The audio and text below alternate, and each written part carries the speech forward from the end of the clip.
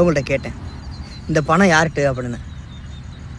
அதோட என்னைய சொன்னார் இல்லையா, தம்பி இந்த இடத்த விட்டு கிளம்பி போயிரு, இங்கே உள்ளவங்களாம் அவனைய அடிமையாக்கி இப்பெல்லாம் வேலை வாங்கி கொண்டுருவாங்க அப்படின்னு சொன்னார் இல்லையா, அவருடைய பணம்.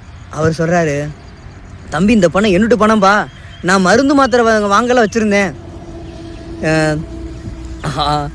அந்த காலத்தில் போட்டிருப்பாங்களே பட்டாப்பெட்டி, அந்த பட்டாப்பெட்டி மாதிரி ஒன்று போட்டிருந்தார். அவர் அந்த பட்டாப்பெட்டியை காட்டி சொன்னார், என்னுடைய பட்டாப்பெட்டியில் ஓட்டை இருக்குப்பா, டவுசரில் ஓட்டை இருக்குது, அந்த ஓட்டையின் வழியாக விழுந்துருச்சுப்பா அப்படின்னு சொன்ன உடனே நான் அவர்கிட்ட அந்த பெரியவர்கிட்ட கொடுத்துட்டேன். கொடுத்த உடனே எனக்குள்ள அந்த புது சிருஷ்டியினுடைய மனநிலைமையை பார்க்க முடிஞ்சிச்சுங்க. எனக்குள்ள அவ்வளோ பெரிய ஒரு சந்தோஷம், என்னமோ உலகத்தில் ஏதோ சாதிச்ச மாதிரியான ஒரு சந்தோஷம் எனக்கு அங்கே கிடச்சிச்சுங்க. அது புது சிருஷ்டியினுடைய கிறிஸ்துவனுடைய ஆவியினுடைய அந்த பலனை நான் பார்த்தேன். அந்த ஆவியினுடைய கனிகளில் சொல்லப்பட்ட சந்தோஷம் அதை நான் பார்த்தேன்.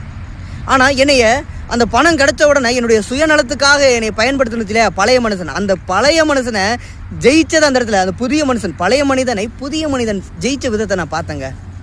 எனக்கு மனசுக்குள்ள நிம்மதி, தப்பிச்சு ஓடிடலாம் அப்படிங்கிறத மனநிலைமை அங்கே மாறி, இவங்க என்னைக்கு என்னை அனுப்புகிறாங்களோ அன்ன வரை நான் அன்றைக்கி வேலை பார்ப்பேன் அப்படிங்கிறதான ஒரு மனநிலைமையை தேவன் எனக்கு அந்த இடத்துல கொடுக்க வைத்தார், உணர வைத்தார்.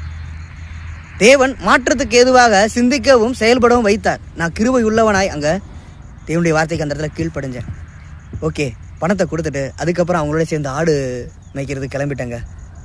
ஆடை கடையிலேருந்து பத்திட்டு போகும் பொழுது என்னை பயமுறுத்தி விட்டாருன்னு சொன்ன இல்லையா பெரியவர், அந்த பெரியவர் என் பக்கமாக வந்து